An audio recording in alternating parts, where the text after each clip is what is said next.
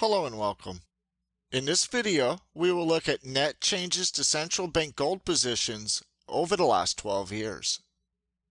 Before the financial crisis began last decade, central banks were feeling pretty safe with the European off to what seemed like a good start and trade cooperation among nations increasing. After the central bank gold agreement was signed in 1999, central banks became heavy net gold sellers. That changed when the financial crisis hit. Central banks stopped selling, and some began to add to their gold holdings, causing the aggregate central bank changes to go from heavy net selling to heavy net buying. Let's look at which central banks were the largest sellers and the largest buyers over the last 12 years. This data comes from the IMF through the World Gold Council. The data breakdown begins in 2002. From 2002 through the first part of 2009, central banks, mostly in the European area, were heavy gold sellers.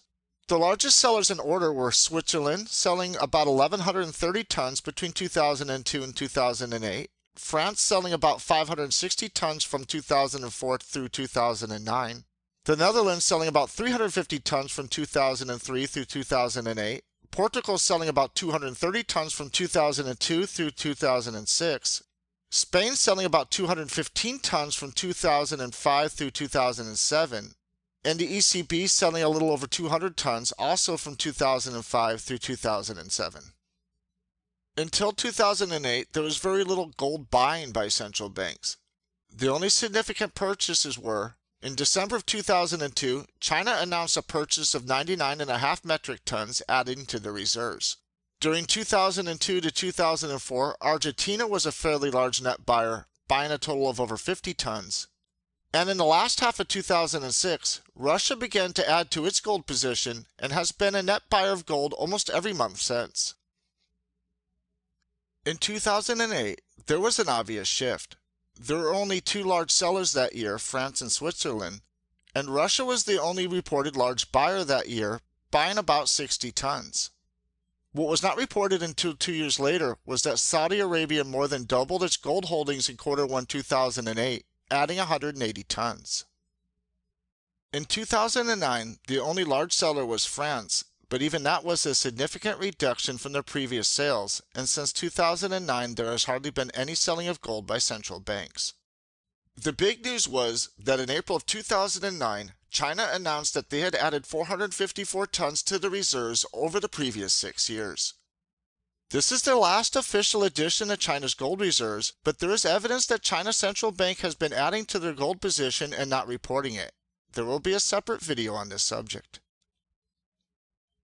Following the China announcement in April, that November India bought 200 tons from the IMF, which is the only reported change in India's gold holdings.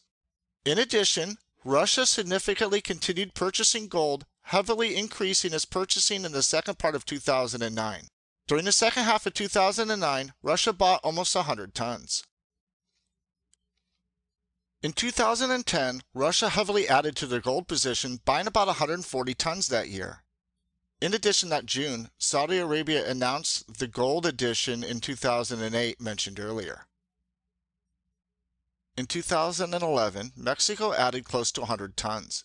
Russia added about another 95 tons, a lower amount than the previous 2 years. Korea added 40 tons. Thailand added about 25 tons. In 2011, Libya sold about 40 tons total, which is one of the only significant gold sales from central banks since 2009.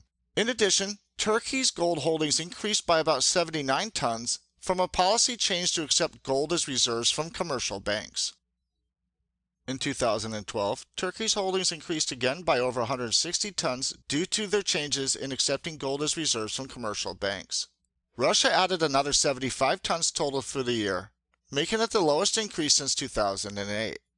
In the second half of 2012, Brazil made 3 purchases totaling about 33 tons, which was Brazil's only reported change during the entire 12 years. Also in the second half of 2012, Korea made 2 purchases of 30 tons total.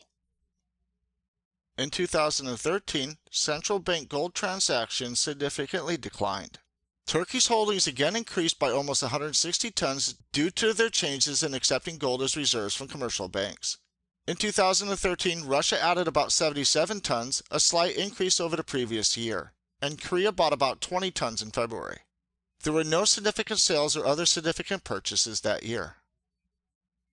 So far in 2014, Russia has added about another 70 tons. Ecuador's holdings declined by about 14 tons due to a 2-year swap deal with Goldman Sachs.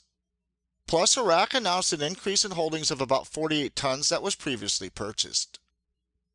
Let's look at the largest buyers. The largest buyer has been Russia, buying well over 700 tons since second quarter 2008. Next is China, with stated purchases of 99.5 tons in 2002 and 454 tons obtained from 2003 through 2009, plus probably additional purchases we will discuss in another video. In addition, Turkey increased about 400 tons because of commercial bank reserves.